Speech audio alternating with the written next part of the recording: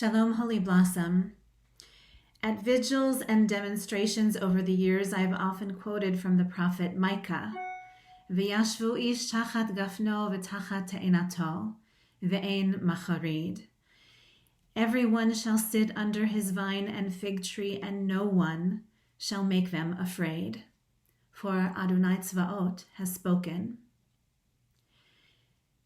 But sometimes it seems fear is appropriate and even necessary. Sometimes fear is telling us something, teaching us something. Sometimes fear comes to instruct us and mobilize us. I'd like to share with you some of the words that Amanda Gorman shared in this week's New York Times on why she almost didn't read her poem at the U.S. presidential inauguration. I'm a firm believer that often terror is trying to tell us of a force far greater than despair. In this way, I look at fear not as cowardice, but as a call forward, a summons to fight for what we hold dear.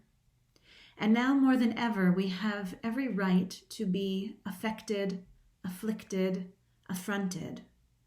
The only thing we have to fear is having no fear itself.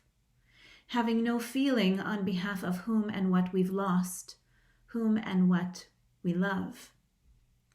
Even as we've grieved, we've grown. Even fatigued, we've found that this hill we climb is one we must mount together.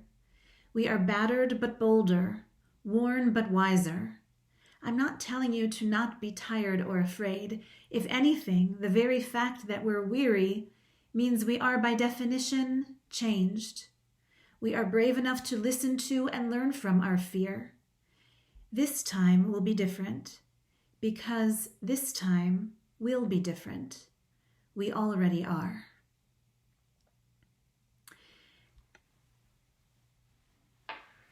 What has the fear of last Shabbat prompted in you now?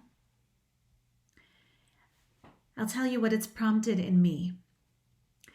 If it weren't for Omicron, I would have put out a call to all of you to come and gather in our sanctuary this Shabbat.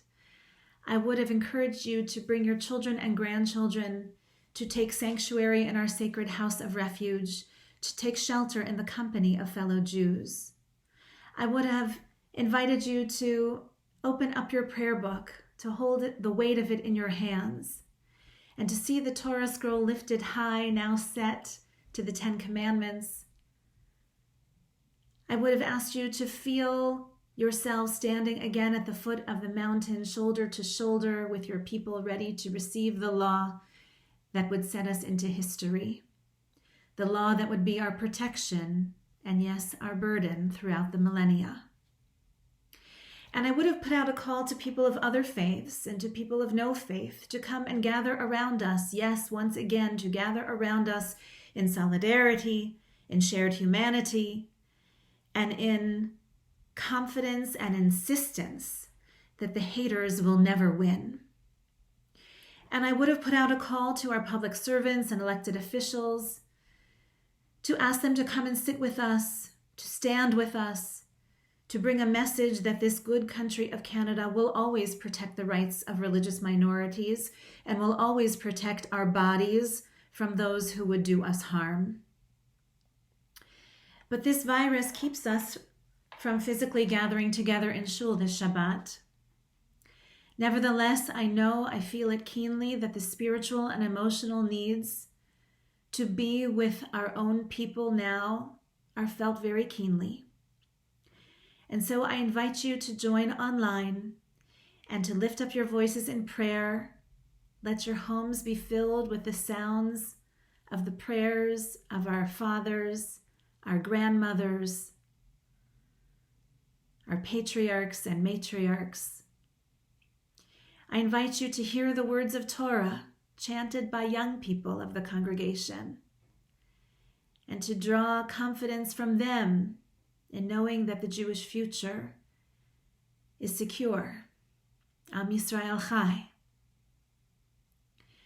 I'll have more to say about this very long and very heavy week tomorrow from our Bima, and I'll share with you a little of what I've learned and what I've witnessed and what I've done to protect my people. Let me conclude with a simple prayer and a reminder that we are a people blessed with perseverance and fortitude. Oh God, help us to tap into the wisdom of our ancestors, and let us receive the blessings of our friends and companions everywhere, so that together we can channel any fear in the directions of good health. Shabbat Shalom. May it be a Shabbat of peace for each of us.